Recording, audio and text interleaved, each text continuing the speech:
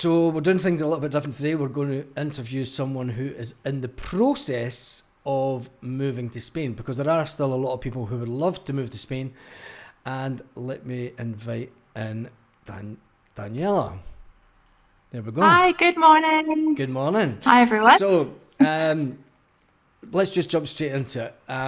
Tell us your background story about everything. Right. So I was born in Spain to Yep. British parents, Uh huh. and they both lived in Spain for quite a while after. So I was there until I was about 15, roughly. Right. And on and off. So my parents went from the UK to Spain all during that whole time. They weren't Yeah. stuck anywhere. And then, but from the age of about 8 to 15, we were in Javier for a All good right. 6.5 years. So that was good. That was at a Spanish school. My parents just chucked me into Spanish school at the age of 8, which I would say is the best thing they could have done because it Yes. meant we learnt Spanish as a native rather than in a British school just doing Spanish lessons. Yeah. So everything was in Spanish, Yeah. like everything. And it was just, I don't remember learning Spanish. So it was the best thing they could have done for me. I was going to say, how did you, can you have, do you have memories of that, and how did you cope with it at the time? Because a lot of people say they have worries about putting their kids into Spanish schools, and how would you sort of answer their questions?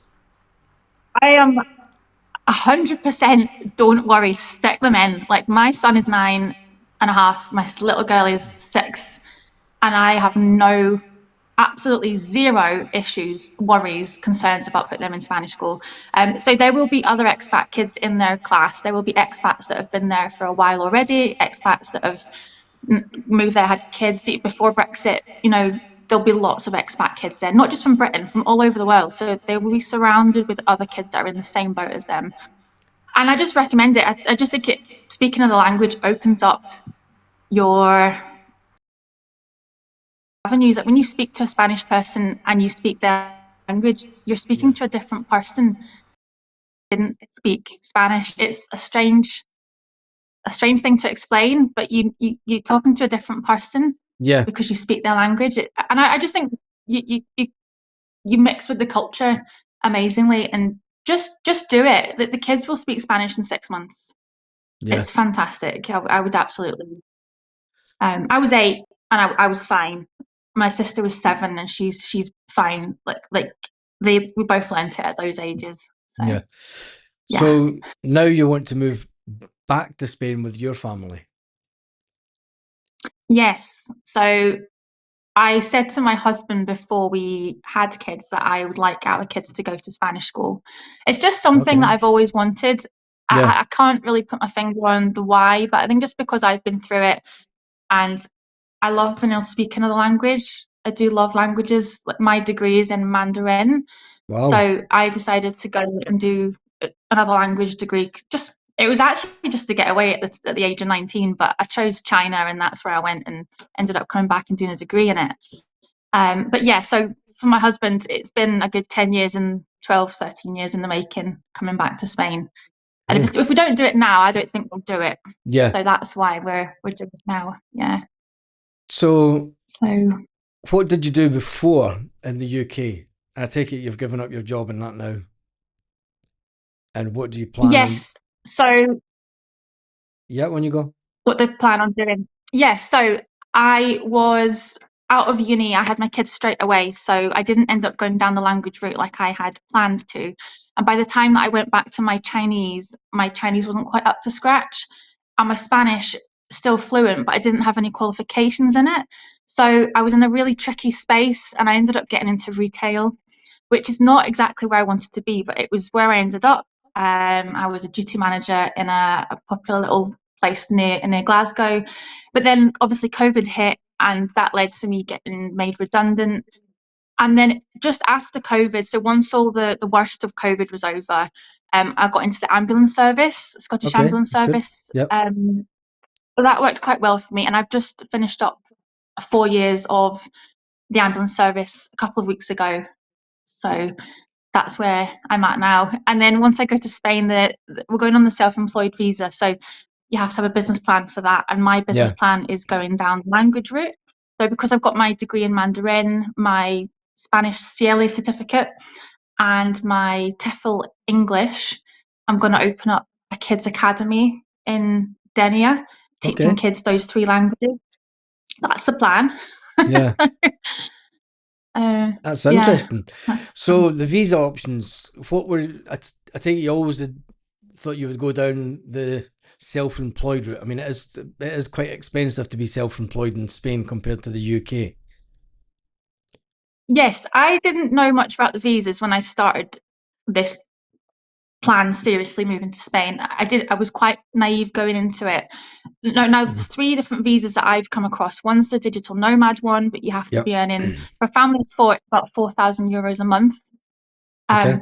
from outside of Spain, and only 20% of that income can come from Spain. So it's quite restrictive. You've got to be in quite a niche market, I would say, maybe technology, online earning, which is Yeah. not what I have. So it just doesn't suit me. I don't have anything online at the moment. Or my husband, he's a joiner, so, and a driving instructor, so he's quite niche as well with what he can do. But then the other one was the non-lucrative visa, which is sort of designed for retirees, although you don't Yeah. technically have to be retiring, but you have to have money in the bank and you Yeah. can't work on that visa Yeah. either. That's So right. you're in a tricky situation where you either spend all your money, and then what? I don't know. You can't work. I think is it 5 years you have to be on the non-lucrative before you I can think work? it's just a year. I think I'm not sure. I Is think it it's a a year? year. It's a A year year, that you can't work, and then I think you can start and then after you that. swap over. Yeah. That's right. You can swap over after a year. So you're spending a good bit of money for the first year. So we didn't really want to go down that route. And then the self-employed visa, I initially thought it was a no-go area, but after doing the research, it turns out that it is doable. Yeah. There just isn't a lot available about it online, Ah, that's and interesting. then what there So is tell quite tell negative. tell us about the process that you went through to from start to finish with the self-employed visa. So I am still very much at the beginning of the process. So in order for my understanding was you had to have a certain amount of money in the bank to apply for the self-employed visa. So we've decided to sell our house and we move out in 2 weeks. 2 weeks tomorrow we move out. And once we've got the money in the bank, we can then take the screenshots of the bank statements and apply for the first step, which is the self-employed business plan. That needs to get approved by Spanish authorities. Now, I know that some people don't actually get it approved. They don't do that. There's just recently I've found out there's people that do it all themselves and it hasn't needed approval. I think it depends on the business, on the plan, Mm-hmm. what it is. So I would tread carefully with not getting it approved. I'm going to go down the trying to get it approved route just because I'm a little bit. I've got 2 kids and I'm a bit more risk aware Yeah. at the moment Yeah. of things not going to plan. So yeah, sold the house. We've bought a caravan, a camper van that we're going to go traveling in for the next few months. So it's all a bit, we're that weird family that's just disappearing in a camper van type thing at the moment. That's okay. We did But something similar in 2020. So are you doing it all right, yourself? Are you doing all the visa no, application and everything yourself? no. So I have found an immigration lawyer who is going to go through the business plan Mm-hmm. already on it. It's nearly done, Yep. and they're going to send it away for me once they're happy with it, and hopefully that is good enough to get approved. I'm then going to do my husband's myself off the back of seeing my one to save a Okay. bit of money. The lawyer charged £600. I don't know if that's good or not. I'm not sure if that's a good price, whether I need to pay. I really don't know, but I went into it and I've done it. So £600 to get my business plan sorted. I'm going to do my husband's myself. And then for the actual visa application, I'm going to do that myself. Although I have recently been in touch with a lawyer who said she could, it was crazy. I actually got a quote for £4,000 for the 4 of us. And I Yeah. was, at first I No, was like, that's you know what? crazy. So, and then I was like, not a chance am I paying £4,000 for someone to fill out forms when I speak Spanish. Yeah. I think if you don't speak Spanish and you really need help with it, I can see there's a bit of value in it, but it's paperwork and I don't mind paperwork so Yeah. much. And yeah, I'm going to do that myself and hopefully that works. But So it's all a bit up in the air at the minute. how long is the process in full then? Because there is a lot of people that are saying that it takes sort of 6 months, a year. How long's the process been from you, from sort of starting now to So hopefully if getting we your visa application approved? so if we take the start date from when we move out the house, because that's when I can then show bank statements to the first stage is getting the business plan approved. Now that can take up to 3 months, I believe, Right. but it can also be a lot quicker. So anywhere up to 3 months to get that back. And that's when we'll be traveling. And once we get that back, we need to come back to the UK to then submit the visa. Now that visa application can take anywhere from 4 weeks to 4 months. So that's a total of 7 months if it all goes well. But it could be less because it might be a lot quicker. And also you have to be out of Spain once you've submitted the visa, because it can get really complicated apparently if you're in and out of Spain during that time. So from the day we submit the visa, we need to be outside of the UK. So about 7 months if it goes well, maximum time. If it doesn't go well, we have to resubmit things. It's a big risk, isn't it, when you've already sold your house and you're just waiting on everything falling into place. Yeah. So obviously you didn't need to translate the documentation because you could speak Spanish. I've been sure how long. What area of Spain are you moving to? Because that's what a lot of people will want to know, especially since you've got a young family. So I used to live in Javea, which is Alicante region. Yep. Not too far from Benidorm, probably about 40-minute drive, I reckon, from Benidorm. I like Javea. It's very expat. A lot of expats in Javea, and the schools were great. I went to school there and I went to high school there, and it was brilliant. But we really like Denia, which is next door, just up the coast. Yep. And that, coincidentally, that's where I was born. It's not why we're going there, but it just happens to be where I was born. And there's got a beautiful big castle, the old town. We just love it. We are going to have a look at some of the places, but we have to stick within Alicante because of the visa. It does restrict you to that region. But Denia is definitely where we're looking at the moment. And just a quick note on the Spanish translation. I can fill out my forms myself because I can understand them, but you still have to get your documents translated by a sworn translator. Yeah, I can't do that myself. It needs to be official. So a lot of people move over and just have the one plan. Do you have a plan A, B, or C? Or is it just all in on the one plan? I have I'm winging it plan. That's okay. I'm just winging it. we kind of wung it for about 3 years. We've moved from Orihuela Costa to Torrevieja, and we're currently outside Catral, which is just south of Alicante. So lovely. Maybe see you there when we get over then. So but that's kind of it. That's only the questions that we had. It's an interesting story, and if people want to follow your journey, where can they follow your journey on? So at the moment, I've got a TikTok, so it's 4 Cooks and a Wee Doug. I'll give you the link. Maybe that'll be a bit easier. It's a bit complicated. I've got the link. I'll put the link in the description of this video, and then I'll pin it as the first comment also to let people. I've also got a new thing that I'm experimenting with, which is it's an AI avatar of a Granny Rosa, Abuela Rosa. She's on Patreon, if that's how you pronounce it, Patreon. And it's a Spanish granny made with AI, and she's got a bit of sass about her, and she's teaching you Spanish. So I'm going to start promoting her. It's only started in the last couple of weeks, so she's getting a bit of traction. So see how that goes. But the wonders of AI. Yes, it is that. So what are you going to promote her on? What platform are you going to promote her on? So she's got her own TikTok. She's got her own TikTok Abuela as well. Rosa. Yeah. And then for paid members, they go on to Patreon to get the longer lessons and all the worksheets that she provides. So excellent. Watch this space. Granny Rosa's coming to town. Granny Rosa. That's perfect. Yeah. Right. I know that you're a bit stuck for time today.